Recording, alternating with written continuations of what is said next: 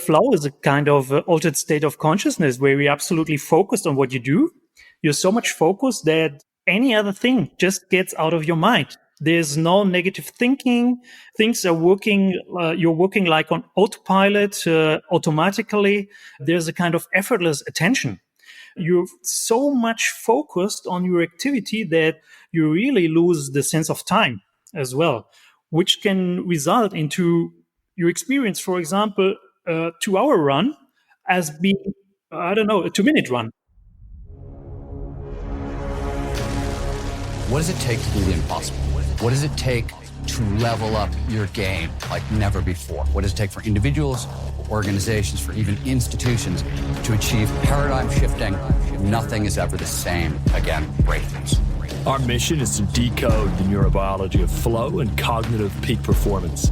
Access the minds of maverick scientists, groundbreaking innovators, and world-leading experts to understand what it takes to achieve ultimate human performance, so you can feel your best, perform your best, and accomplish your boldest goals. I'm your host, Rian Doris, and together with best-selling author Stephen Kotler, I present to you Flow Research Collective Radio.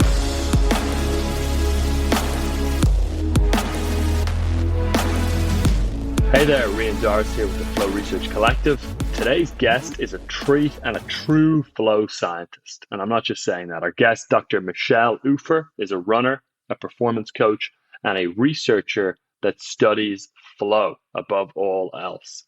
And recognizing, testing, and overcoming limits is really what Dr. Michele Ufer is all about. As a scientist, he researches the subject of limits and flow. And as a successful extreme runner, he tests his research on his own body. And as a coach, he has expertise in training individuals for over 20 years. What skiing is for Stephen, running is for Michele. And Michele has written 6 books on flow, some in English, many of them in German. One of his German books actually translates to Flow Hunter, which we find a pretty cool name. And you're going to really enjoy this episode. He's going to talk about how he defines flow, how self-talk impacts the challenge, skills, balance, and lots more. Now, before we dive in, I want to mention Zero to Dangerous. Zero to Dangerous is our flagship peak performance training, and we actually are currently accepting a number of spots right now. Zero to Dangerous is really designed to give you the peak performance tools and practices needed to work towards spending the entire day, your entire workday, in a flow state rather than being consumed by distractions and low-level trivial work. We want to really help you get things in place so you can spend that whole day deep in the zone where you are wildly productive, fully honed in, and focused on your highest priority task, blazing towards whatever your goals are. So if that's of interest to you, Zero to Dangerous may be a fit. In Zero to Dangerous, you'll work one-on-one with our peak performance coaches, all of whom are PhD level academics in neuroscience and psychology, experts who can really help you along the way. You'll also go through our whole curriculum of peak performance maps and models, and you'll get lifetime access to weekly live group coaching calls, which are facilitated by our PhD level coaches. So if you're an entrepreneur, a leader, or a knowledge worker, and you want to take your professional success to the next level, Zero to Dangerous may be for you. So to apply for Zero to Dangerous, just go to getmoreflow.com. That's getmoreflow.com, and you can assess whether it's a good fit for where you're at right now. So that's getmoreflow.com. Pop your application through. Takes 30 seconds. We'd be excited to speak with you.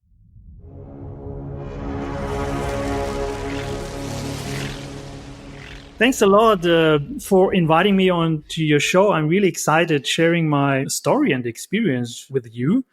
I'm for now 20 years working as an applied psychologist and mental trainer, and I'm also an active athlete. The last couple of years, let's say 10 years, I'm quite a lot into the running business. I've done some of, the most extreme ultra marathons in the world and applied my mental training techniques during the races and as well in order to prepare for these races. And although when I did my first race, I was not experienced at all. I was not a real runner, but I signed up for a 250K ultramarathon race in the Atacama Desert. And all my surrounding, my family, friends, they said, Michele, you're crazy. You are not a runner. You have never done any marathon. You have never run any half marathon, nor a 10K race. You can't run 250K in a desert. They said, you're crazy. I said, yeah, maybe. But I anyway wanted to try out. And I told them this race, my first race ever, would be a kind of self-test, an extreme self-test where I wanted to experience on my own body and demonstrate how mental training and the ability to guide yourself into a flow state can enhance performance dramatically. So another curious point was that I signed up just 3.5 months before the race. I just want to interrupt you for a second. For everybody who doesn't know, the Atacama Desert, that's Chile, right? Oh, the Atacama Desert, just some background information. It's the driest place on Earth. It's about 50 times drier than the infamous Death Valley in the US.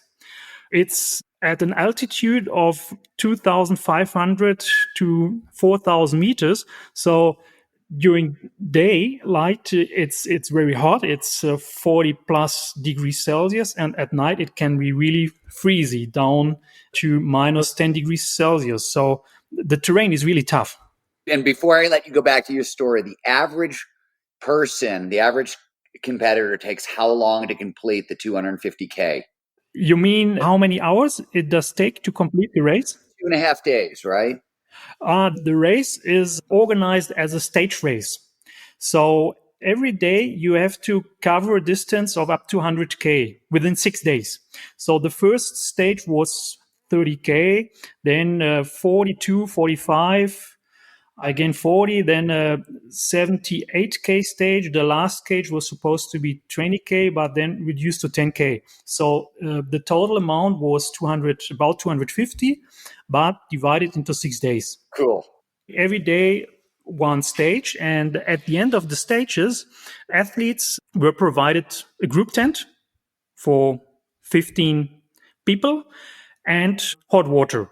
That was all. So the runners, they had to carry all their personal equipment, including their food, for these 6 days, which means athletes had to carry a backpack of 8 to 10 kilos, including sleeping bag, change clothes, first aid kit, their food for these 6 days, whatever they thought they need during the 6 days. So this was a kind of extra challenge, carrying your 8 to 10 kilogram backpack during the whole race.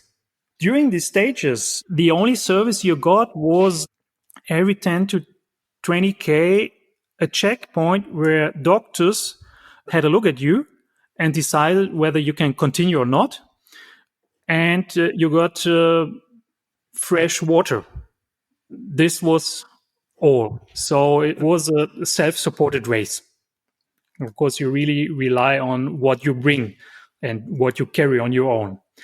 So quite more complex than typical, city marathons where you run 40K, you get food, drinks every 5K or whatever. There's tons of people cheering at you, motivating you, standing at the street, playing music or whatever side program. At this desert, there's nothing. There's just you, a couple of athletes, about 120, and the challenge to finish the race. My goal was, because it was the first race I ever signed up in my life, just to finish somehow. I didn't care about finish time or ranking. Just finishing itself for me was such a huge goal. And during the race, something magic happened. Although every day my primary goal was just to finish, I was quite strong in the race. And the first day I finished position in the first third of the field as 35 or 6. On the second day, I run into the top 10. And from there on, I kept being in the top 10 of the race. And my best daily finish was a 4th position. So every everyone on site, the race organizers and as well the other competitors, they were looking at me and said, Michele, that's not possible. You're not an experienced runner. You never did a 10K race, no marathon, nothing. And you finish on a top 10 position in this race. This is just incredible. It's unbelievable. And I said, yeah, it is. But I can explain you why. Perhaps I was performing that good. And I explained them. I was relying on mental training, on the self-hypnosis. I'm working with the flow coaching techniques. And when I finished the race and I sit in the desert, a couple of days later, I already got some phone calls from German newspapers. They just realized, a German guy is out there and he's surprising himself and others, performing quite well. And what's the secret behind? And then all the story began. I started diving deeper into the stuff and started writing articles about my approach, and finally also became a researcher. Michele, thanks for that breakdown. Can you tell us a little more about the journey into research and the kind of research that you've been doing? Yeah. When I was talking about mental training and flow coaching, I got a lot of requests by athletes who were interested into coaching, endurance athletes, such as runners, triathletes, but also athletes from completely different walks of life, like golfers, expedition mountaineers, whatever, and also journalists. And they were always asking me about flow. And I wanted to know a bit more about flow and how can you achieve it? And does it really have an impact on performance? And I realized that I didn't find an answer in science. The literature didn't cover flow in extreme ultramarathon running, even in long distance running, like marathons or, 10, 20K races. The answers were quite contradictory concerning the preconditions of flow and also the effects of flow. So I had to tell the journalist, yeah, I have an idea and I think I know that flow has an impact on performance, and I think I know about some preconditions, but there was a lack of science behind.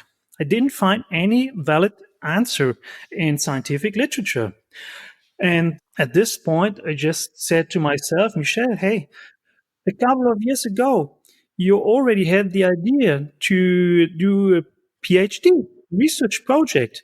Maybe now it's the right time to do something like this, to find the answers you are searching for. And yeah, this was the starting point for me to get into the science. And my first step was to find a university and a supervisor who was willing to support me, because at this time I was not supposed to enter a scientific career because I'm applied psychologist. I have my own business. So I wanted to do this, I don't know what to say, in addition, in my free time or as a kind of side program.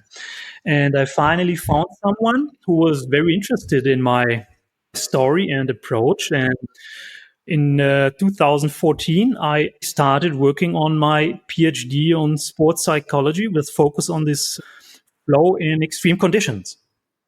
I just wanted to ask Michele, as a follow-up question there, what definition of flow you most frequently use when people ask you what a flow state is or what your research is around flow. And then after that, I would love for you to define mental training as well. What do you mean by mental training? I'm going to pile on, Michele, with another request, because I know this is a lot at the heart of your work, and I find it really interesting because it's not a technique we work a ton with. But can you talk a little bit about what you mean by self-hypnosis as well? Flow is a kind of altered state of consciousness where you're absolutely focused on what you do. You're so much focused that any other thing just gets out of your mind. There's no negative thinking. Things are working. You're working like on autopilot automatically. There's a kind of effortless attention. You're so much focused on your activity that you really lose the sense of time as well, which can result into your experience, for example, a 2-hour run as being, a 2-minute run, Or maybe vice versa. People, for example, I also was coaching a motocross driver, and the sense of time is contradictory. So they experience seconds as either minutes, as if everything is happening extremely slowly. They can perceive everything. They have all the time to choose the strategy to act. Everything seems to be slowing down, although it's objectively not. It's really speedy. So the loss of sense for the time. That's my brief definition of flow. So really focused state of consciousness. Mental training. Well, there's many definitions of mental training, I think. And mental training originates in sports psychology. And this original sense means that you're performing a movement in your mind without executing and repeating this internal image again and again in order to improve real life movements, but without executing.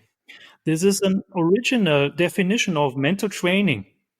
Executing just in your mind without really executing a movement. But then there's also another definition of mental training, enlarging a bit the definition, because you don't just need to reduce mental training to movement, but to all kind of actions you are maybe preparing. And we all know this. You imagine yourself how you answer to a question when you're in an exam or whatever. Pilots, they prepare tough situations by mentally rehearsing again and again difficult situations. A couple of times I had people here, they had problems passing a driving license because they were so nervous. So I helped them work in front of their inner mind again and again, a situation, a driving situation, an exam, when everything works smoothly and like in the flow, relaxed, but concentrated without actually sitting in the car. They were sitting in my coaching area, but in their inner mind, they were driving the car. So this is mental training, maybe in a narrow sense. Original sense is movement, inner eyes, neuroscience, all kinds of actions that you're doing in your mind.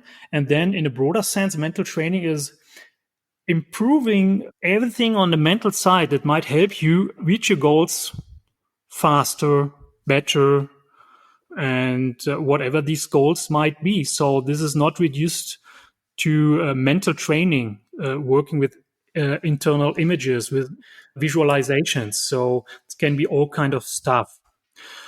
Self-hypnosis or hypnosis, it's kind of easy definition. It's techniques that help you or others get into a trance state, an altered state of consciousness. And these techniques can be very diverse and depend a bit on the personality as well. So yeah, just a toolbox to guide oneself or others into trance state. I love your emphasis on that it's different in different people. I always get worried when people figure out what works for them and try to teach it to others. The biology is constant, but everybody's really individual, and how personality gets set up, and, really core personality traits like introversion and extroversion and such play such a big role in how you approach peak performance. So I appreciate that. Yeah, definitely. And for example, when I came back from this Atacama race, some of my friends, they immediately started telling me, oh, Michele, you need to give motivational talks. You have to do presentations. You have to write a book. And I said, guys, slow down. All the techniques, they worked fine for me now. It does not mean that they will work for others the same way. So I was slowing down a bit, this kind of enthusiasm coming from my surrounding. Oh, Michele, I want to tell you, honest to God. So I think this is what happens to everybody, but I was not as smart as you. I learned what worked for me, in my late 20s and early 30s. through surfing and such. And I wasn't that wise. I just, like, my friends wanted to know, so I started telling them as if I really knew. And what I like to say is that by the time I realized how wrong I was, I nearly caused 2 divorces. I put one guy in the hospital. I almost put another guy in the hospital. Like, what works for me is guaranteed not to work for you. That I learned the hard way. Yeah, I took a bit more time. I don't know if it was wise or wiser, but I had the opportunity to start writing some articles on my approach. And these articles were published in a leading German running magazine. And I realized that I got a lot of feedback from many people I don't know, and finally came to the conclusion that, oh, okay, the strategies I used seem to work for others as well. But still, I was a kind of skeptical whenever I got a call from a journalist asking me for the 5 golden motivational tips. Oh my God. I hate that question. Yeah, my response now is, why 5? Let's reduce it to 1. It will become even more easy. And the one very important golden tip is never trust the top 5 golden motivational articles. Don't read them. Don't waste time. Instead of that, rather go out, have a beer, a cocktail, go for a run, or whatever. Michele, even with the individualized nature of the training you do, obviously, as you or Stephen are mentioning, I'm sure some protocols or things that you do with clients when you're working with them do surface frequently. Can you give us some examples of tools or practices or habits that you have people regularly implement? Yeah, definitely. Well, the last couple of years, I set up a coaching protocol and tested it again and again with different people, different goals. And this worked really well. And the protocol is especially with clients I'm working for the first time. I ask them to spend 2 days with me or 2 half days. During these 2 half days, the first step is, or more in general, during this protocol, I'm combining elements of peak performance mental training. So working with visualizations, improving self-talk, analyzing the motivation of the people, which is very important. Goal setting often is done just on a very superficial way. So there's a lot of room for improvement.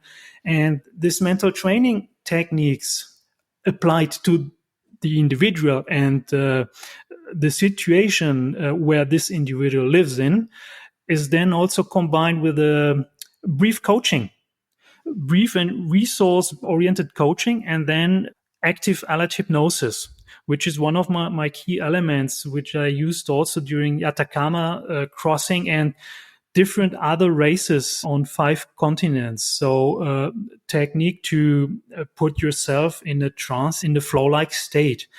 And during these active alert hypnosis, we're again focusing on all the stuff we've developed before during the mental training and coaching session and try to implement these or to intensify these and to make a transfer into future situation.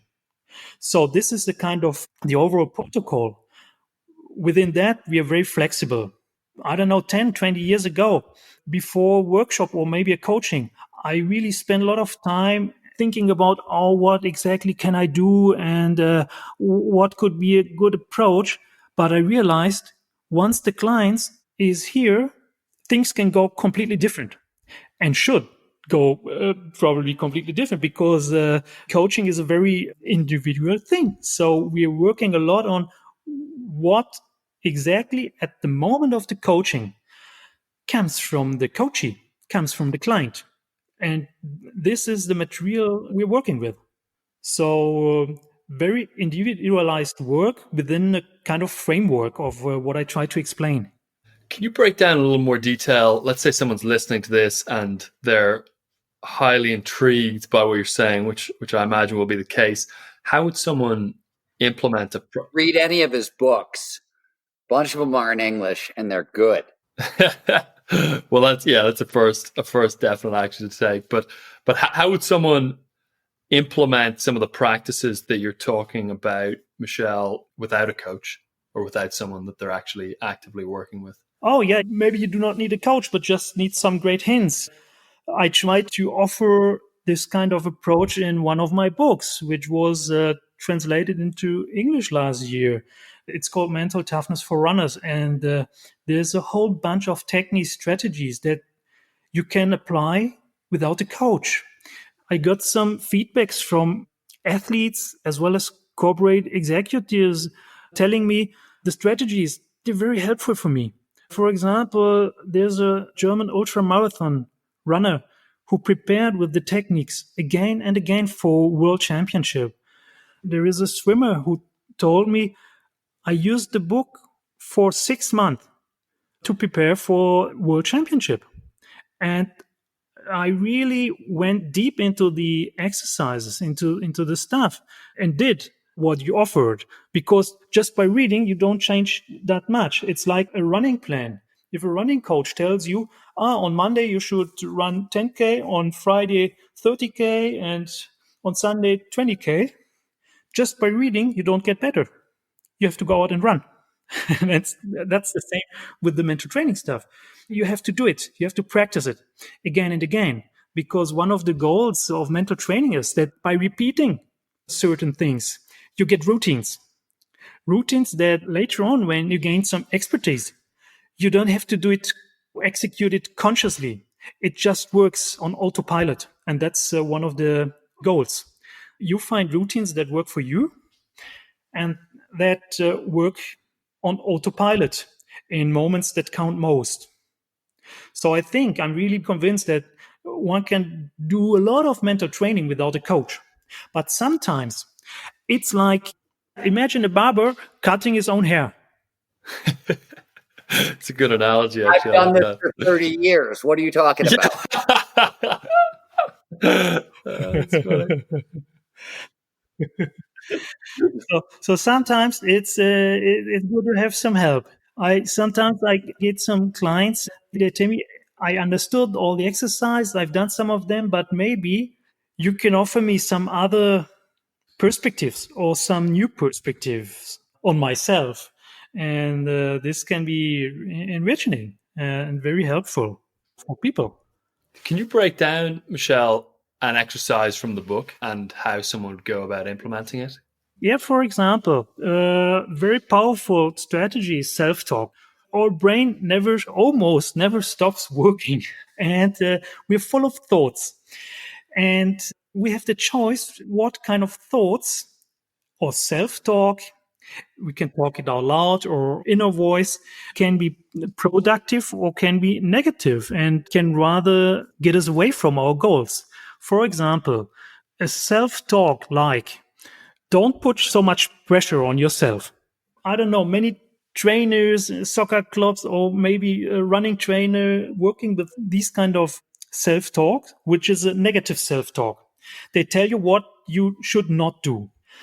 The problem is our brain is not working like this. Our brain is working in an associative way, and every moment activating different areas of your brain. And there is always areas of imagery activated as well. So when you hear a tip or self-talk like, don't put too much pressure on yourself, you imagine yourself, just in order to understand the word on a linguistic level, your brain has to associate with experiences, images of pressure, putting pressure on yourself.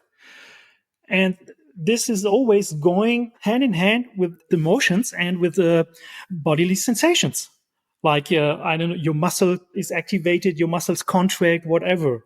So when you're telling yourself or someone else, don't put too much pressure on yourself, you get what you don't want to get. So it's rather helpful for people to change these kind of negative thoughts or negative self-talks into positive ones, clearly indicating what exactly they want. For example, I want to run in a relaxed way. Once you have this positive goal or image, you can start with a mental training program and check out for situations, images associated with moving in a relaxed way or being in a relaxed state of consciousness, whatever. So I really very often see that people are working with negative self-talks on thoughts which are not guiding them towards their goals, but into the opposite direction. And especially in high performance situations, this is crucial.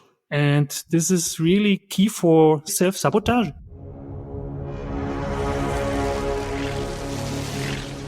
Hey there, just going to interrupt Dr. Michele for a moment.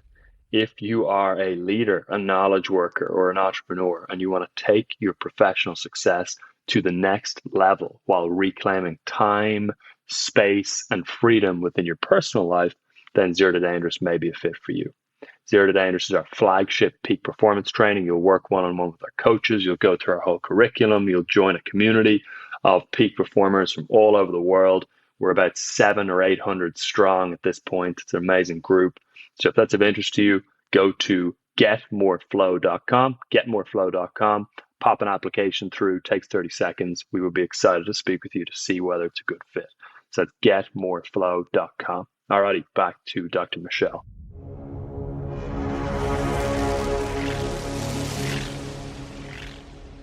What I was going to ask Michele after anyway was about your findings and research on optimal challenge skill balance and the performance enhancing aspects of flow related to that. But let's start with self-talk and the challenge skills balance. Do you think there's an interrelationship there? Definitely. There is some research indicating that a couple of mental training strategies measured by the TOPS, the test of performance strategies, correlate with flow. And self-talk is one of the strategies. There is a difference between the difficult of a challenge and the strain. For example, running a 10K or being a whole day in the office programming software, the work, the objective level of difficulty might be the same for everyone, but the individual perception of the difficulty is different.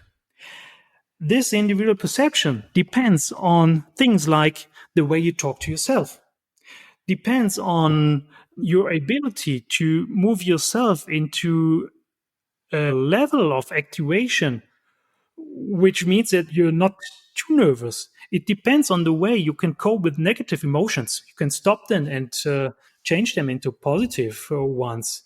So these techniques definitely have a huge impact on your flow experience.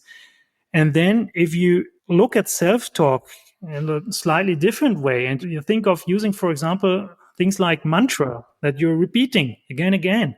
I did so during a race in Turkey, which was also a 250K race. On one day, I told my friends, this day will be my masterpiece. I didn't have any idea what happened. I just told myself this day will be a masterpiece, my masterpiece. And after the first 20K that were very tough because we got lost a couple of times and I was running with a little group of 2-3 people, all angry, and the mood was bad. And I suddenly said, oh no, I can't support this anymore. I'm running on my own. And after half an hour, a guy passed by, a Turkish runner, a handicapped runner with just one arm. He passed by fast, very fast and smoothly. And I told myself, Jesus, he's running so fast, so smoothly. That's incredible. And you're fighting and you're so slow. And then I decided to use one strategy the whole day, nothing else. It was a self-talk strategy. I told myself, or I found a self-talk strategy, or to translate into English, it doesn't make really sense because the sounding is important as well, because it was a kind of singing. I was singing my self-talk and repeating all the time the message like, I'm happy, I'm having fun, I run and have fun and I'm feeling free, something like this. So supporting emotion and bodily sensations that I wanted to experience. And I started repeating this self-talk like a mantra again and again and again and again, again and again.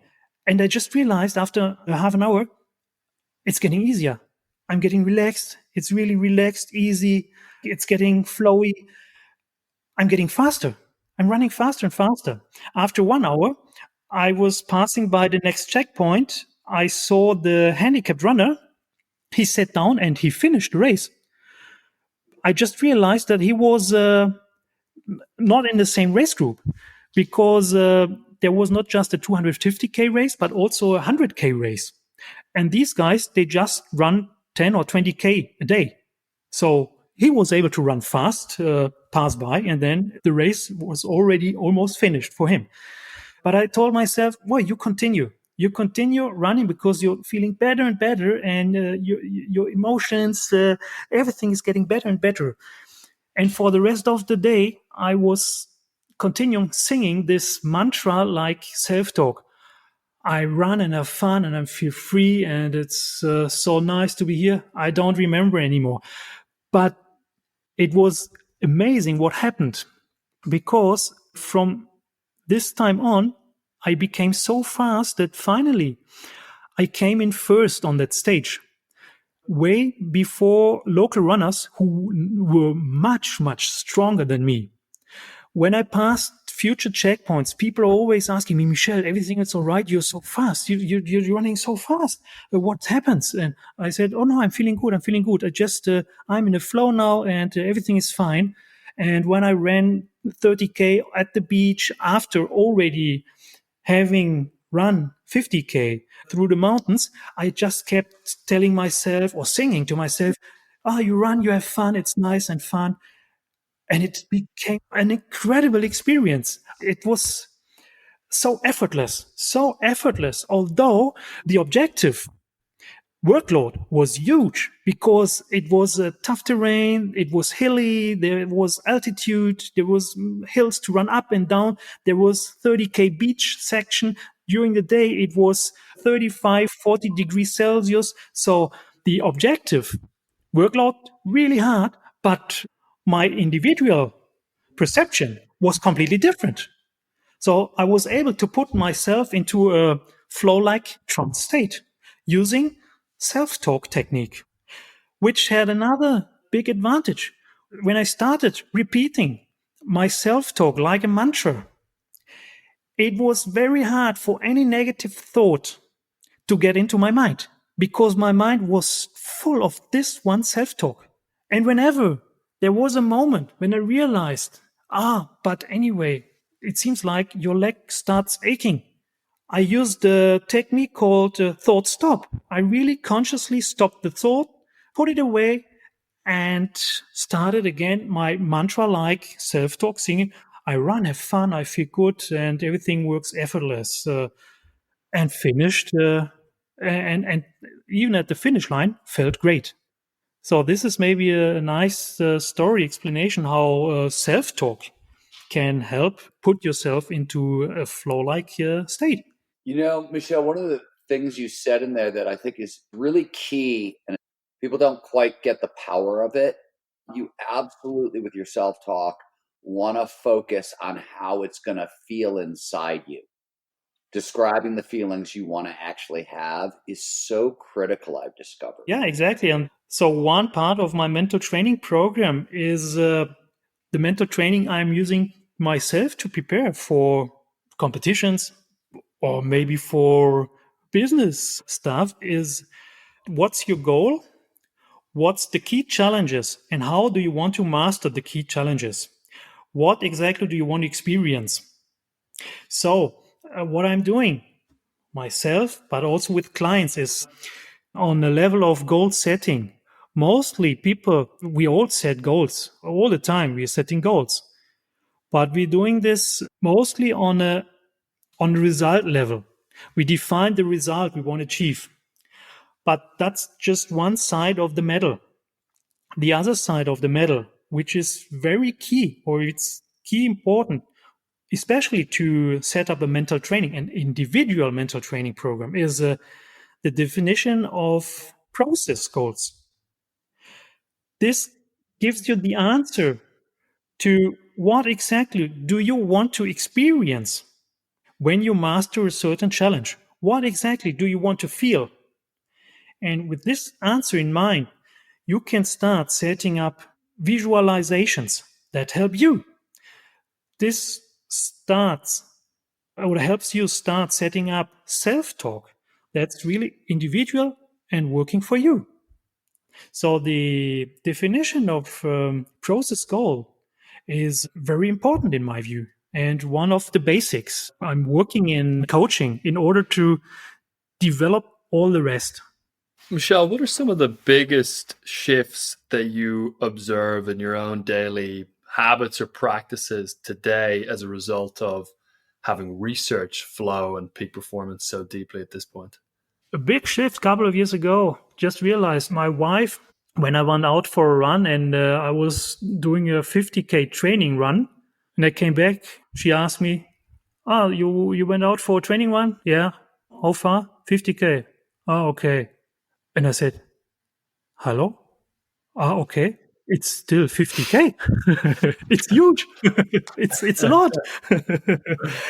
It's so much." So we realized how our perception shifted. Before the Atacama race, my longest distance I ran during the preparation was 29K.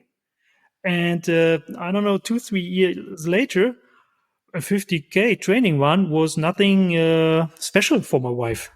So I really had to cool down and said, still, it's very special.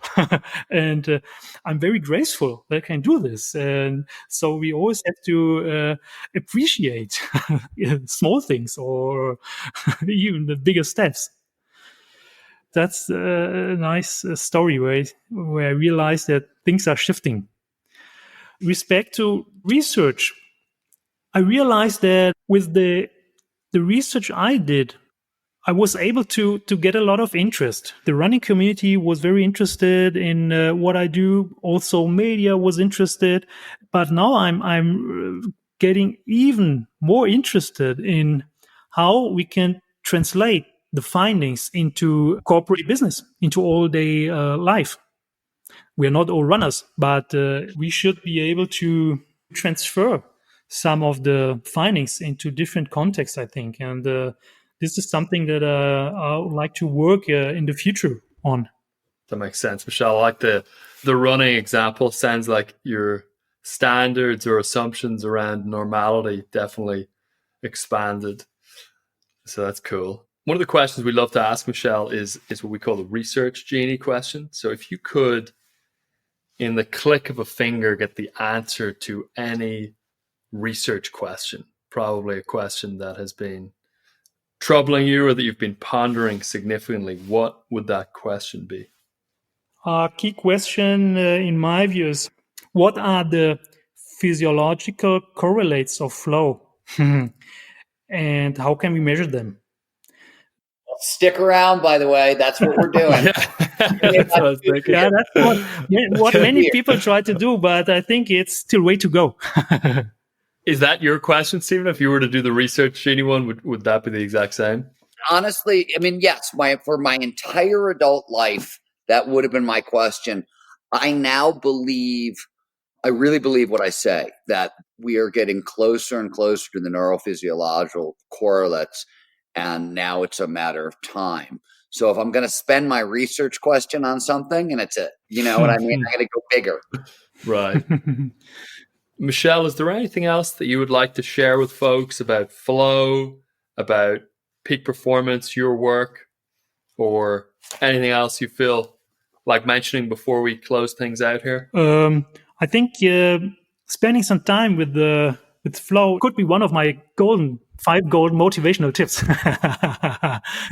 Get some knowledge about flow, because it's such a powerful state of consciousness, having direct, indirect impact, and it's really worthwhile investing time on it. Whether you're interested in peak performance, in health, or well-being, doesn't matter. Amen.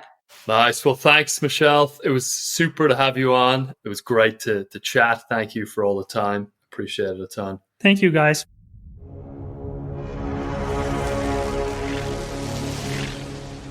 If what you've heard on Flow Research Collective Radio has been helpful, please consider doing us a solid and leaving us a review on Apple Podcasts, Spotify, or wherever you are listening to this. Reviews help us connect to a wider audience so we can get these peak performance principles out to more people.